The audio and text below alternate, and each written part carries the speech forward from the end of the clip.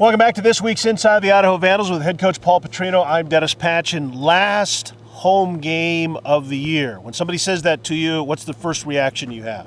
You want to win it, especially when it's the last time the seniors are going to play here, the last time they're going to walk out of this building. I think you want to send them out winners. You want to have them leave this building being happy, going up, seeing their fans, seeing their parents, seeing their family, and we want to do everything we can to make sure that they walk out here with a win their last home game. Is it a different feeling when, I don't want to say these aren't your guys, but these are guys that you didn't recruit, the previous staff recruited these guys? How does that play into it?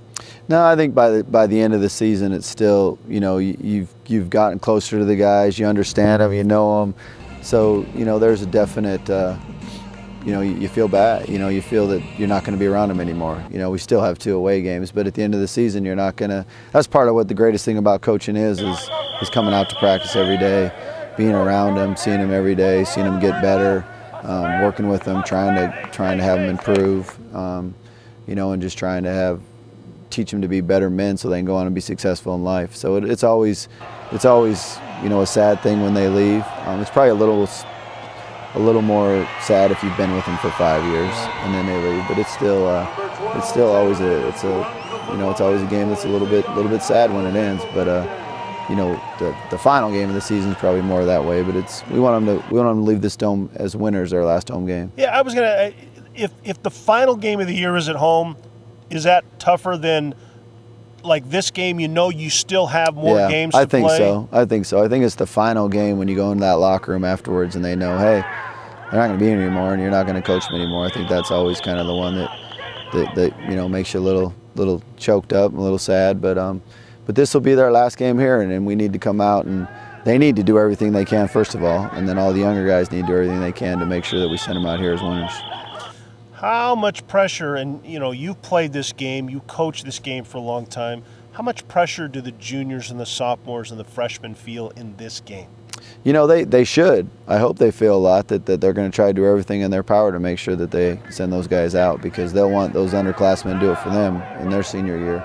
So I think there's a lot. We had our Sunday night scrimmage again last night and kept all the freshmen afterwards and had them run a little bit extra and say, hey, we're going to do this so we can, win the Sun Belt every year. You guys got to start doing something special every day, something special, something extra, so that we can leave, as you can win as many rings as you can in this league.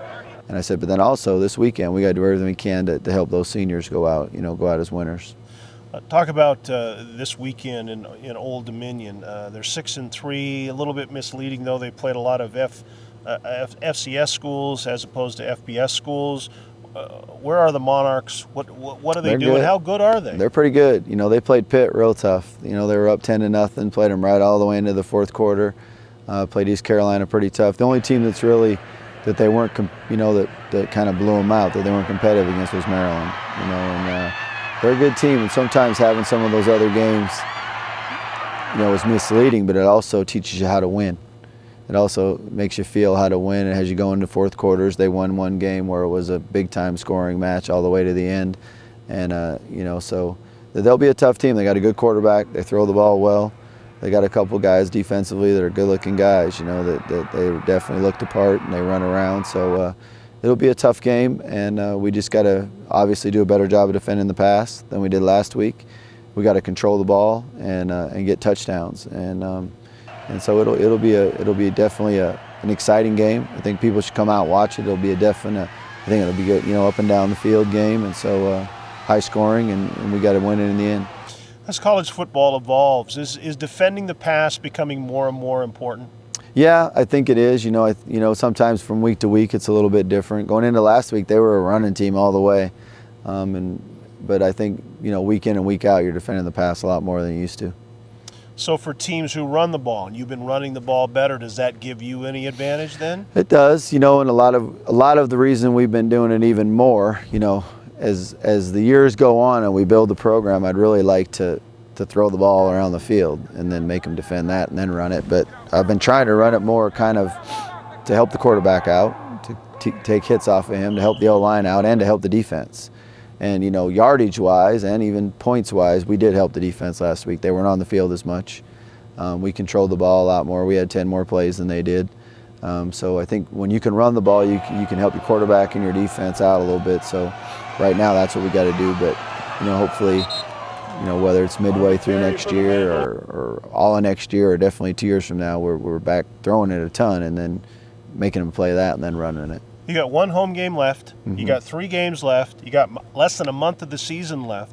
Has your first year here gone by fast? It has. It seems like every day are long days. You're here all day, you're here long, but then all of a sudden, bam, the week's gone and the next week's gone, and it's gone by fast. And we've improved a ton. Again, you watch last night's practice, and Sunday nights are the best thing for our coaches and our players because it really rejuvenates you and it makes you feel excited about that young class. But it's gone by real fast, and hopefully we can finish it out good right here to have some momentum going into the off season. Well, let's hope Saturday rejuvenates you a little bit this That's weekend. right. That's what we need.